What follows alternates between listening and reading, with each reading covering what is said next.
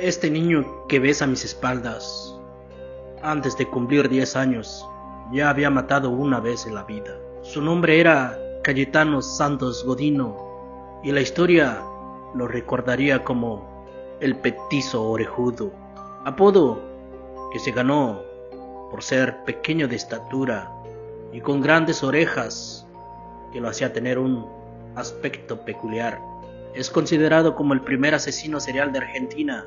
Su caso es muy estudiado por psiquiatras y criminólogos, lo que lo convirtió en un personaje mítico, por decirlo menos. Pues aquí estamos, 129 años después, pero más allá del apodo y del horror que puede provocar su historia, mi pregunta a contestar es: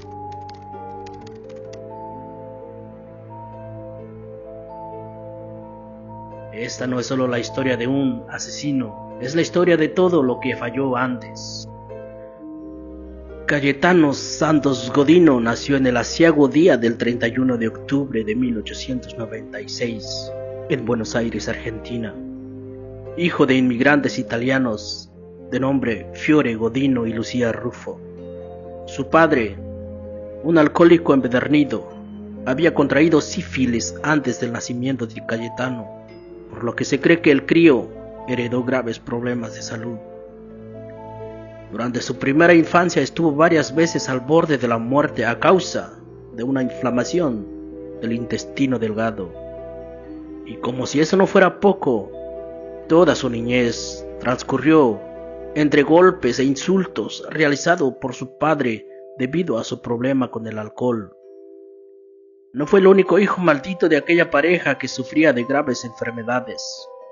Su hermano Antonio, que era mayor, padecía epilepsia y, siguiendo el ejemplo de su padre, terminó también convirtiéndose en un asiduo bebedor de bebidas embriagantes, lo que hizo que también se sumara a los golpes contra su hermano Cayetano. Empezó a asistir a la escuela a los 5 años. No pudo quedarse en ninguna por su falta de interés académico y por su comportamiento rebelde. Prefería las calles y lotes baldíos, vagabundeando sin rumbo alguno. Se dice que lo único que medio aprendió fue a escribir su firma y contar hasta el 100. Recordemos que al comienzo del siglo XX, una enorme ola de inmigrantes europeos llegó a Argentina huyendo de la crisis en sus países de origen, atraídos por la promesa de tierras fértiles y trabajo en una industria que demandaba mano de obra. Argentina en aquel entonces era una potencia emergente y prometía grandes esperanzas, pero no todo era miel sobre hojuelas en Buenos Aires. Esta migración masiva provocó que muchas familias, sobre todo familias pobres como la de Cayetano, se amontonaran en viviendas insalubres, sin servicios básicos ni protección social, creando un entorno precario y abandono que se convirtió en el escenario de los crímenes del petizo orejudo. Antes de ser identificado como asesino, Cayetano Santos Godino ya mostraba un patrón constante de violencia que se fue agravando con el tiempo. Desde pequeño fue señalado por atacar físicamente a otros niños, principalmente más pequeños que él. En algunos casos, los ataques se producían sin provocación o motivo alguno. Al mismo tiempo, daba rienda suelta a otra de sus grandes pasiones, el fuego. Y es que además de ser un asesino, el petizo orejudo era también pirómano. Provocó múltiples incendios en depósitos y viviendas precarias, poniendo en riesgo a familias enteras. Con estos actos no buscaba robar ni vengarse, sino simplemente observar el caos y la reacción de las personas. Una vez se le preguntó el por qué lo hacía y dijo que era lindo ver a los bomberos quemarse mientras intentaban apagar el fuego. Disfrutaba maltratar animales, los golpeaba y los dejaba morir. A pesar de ser detenido en varias ocasiones por incendios y agresiones, era liberado a los pocos días. No existía un sistema adecuado para tratar a menores violentos, y cada arresto terminaba solo en una advertencia. Su método de ataque era sencillo. Se acercaba a niños más pequeños que él, generalmente desconocidos, de entre 2 y 6 años, y ganaba su confianza con excusas triviales, como jugar con ellos, promesas de regalarles caramelos o simples conversaciones. Luego se los llevaba a terrenos baldíos o espacios poco transitados. Allí procedía a agredirlos mediante golpes o intentos de estrangulamiento. No utilizaba armas complejas ni mostraba prisas por huir del lugar. En algunos casos, incluso regresaba tiempo después. Cuando tenía 7 años, encañó y golpeó a Miguelito, de casi 2 años, arrojándolo sobre un montón de espinas. Un policía intervino y ambos fueron llevados a la comisaría. Al año siguiente, atacó a una vecinita de tan solo 18 meses, de nombre Ana Neri, golpeándola varias veces con una piedra, siendo nuevamente detenido y liberado debido a su corta edad esa misma noche. El 29 de marzo de 1906, con apenas 8 años, cometió su primer asesinato. Nadie supo hasta que años después él mismo lo confesó ante la policía. Según contó él, tomó a una niña de aproximadamente 3 años y la llevó hasta un terreno baldío y procedió a estrangularla. Al ver que no podía terminar su cometido, decidió enterrarla viva en una zanja y la cubrió con latas y basura. Las autoridades, al conocer este crimen, se trasladaron hasta dicho lugar, donde solamente encontraron un edificio de 2 pisos. De este caso solo se sabe que en la comisaría número 10 quedó registrada una denuncia por desaparición con fecha del 29 de marzo de 1906 de una niña de 3 años de nombre María Rosa. La niña nunca fue encontrada. El 5 de abril, apenas algunos días después, Cayetano fue denunciado por su propio padre al descubrir que había martirizado a algunas aves domésticas. También encontró dentro de un zapato de su hijo un pájaro muerto y debajo de su cama una caja en donde guardaba los cadáveres de otras aves más. Estuvo encerrado poco más de 2 meses y regresó nuevamente a las calles, y como ya no asistía a la escuela, volvió a dedicarse a la vagancia que tanto gustaba. El 9 de septiembre de 1908 condujo a Severino González, de 2 años, a una bodega. Ahí lo sumergió en un bebedero para caballos, donde lo intentó ahogar.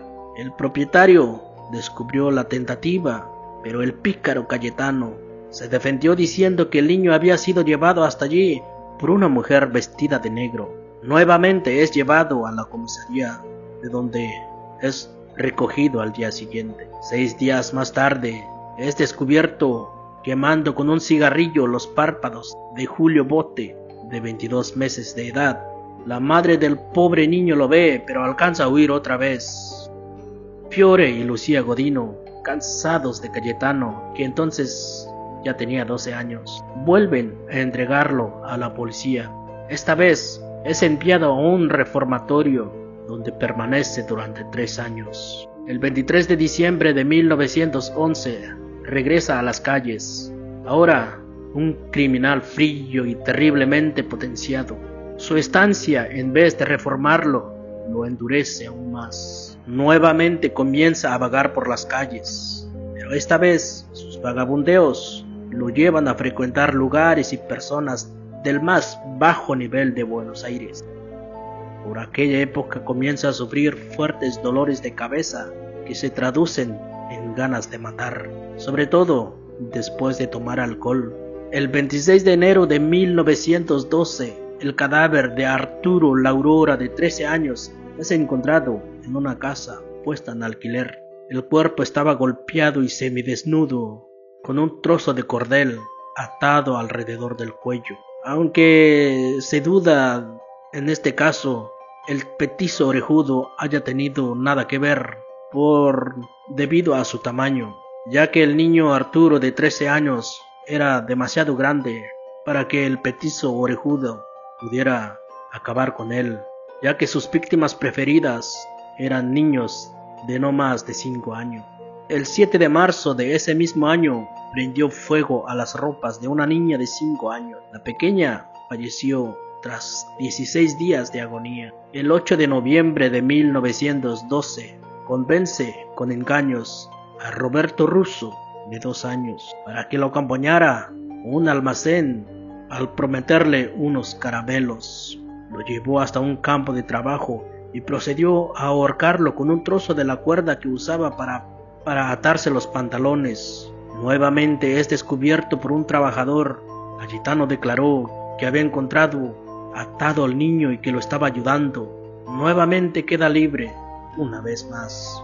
En noviembre de 1912, los ataques se sucedían uno tras otro. No fue sino hasta el 3 de diciembre de 1912, después de cometer uno de sus crímenes mejor documentados, que finalmente fue arrestado.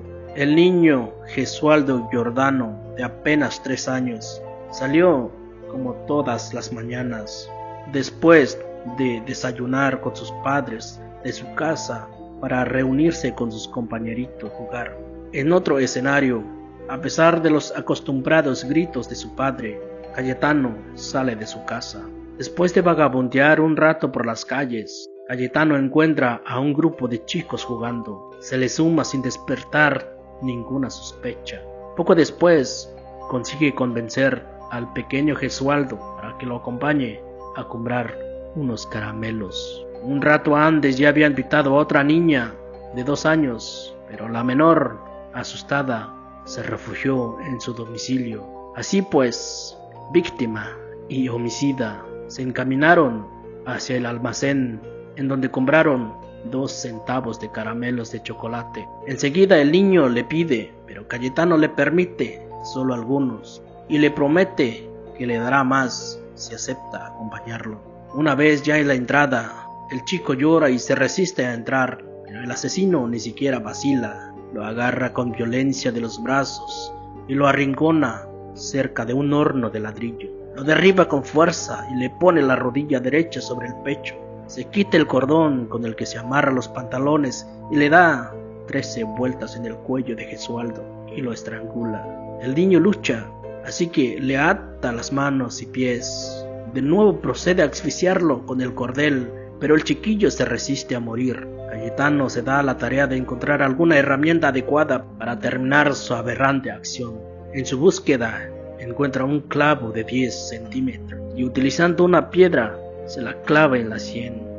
Esa noche, durante el velorio de su víctima, el petizo orejudo hace acto de presencia. Se queda observando, absorto, el cadáver de Gesualdo. Luego se va llorando del lugar. Según dijo después, solamente deseaba ver si el cadáver aún tenía el clavo en el cráneo, pero para su desgracia, 2 policías ya habían atado cabos, por lo que esa misma madrugada del 4 de diciembre de 1912 fue arrestado Cayetano Santos Godino, el petizo orejudo. Durante los interrogatorios mostró una actitud fría y distante. Confesó varios de los ataques sin manifestar arrepentimiento, describiendo los hechos con una naturalidad que helaba la sangre.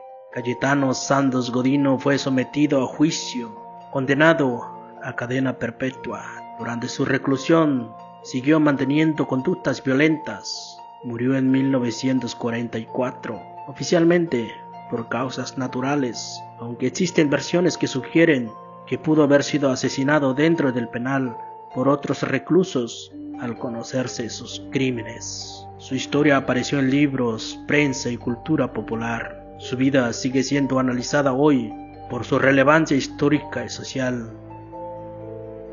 Querido espectador, si has llegado hasta aquí, déjame decirte que este tipo de historias es más común de lo que crees.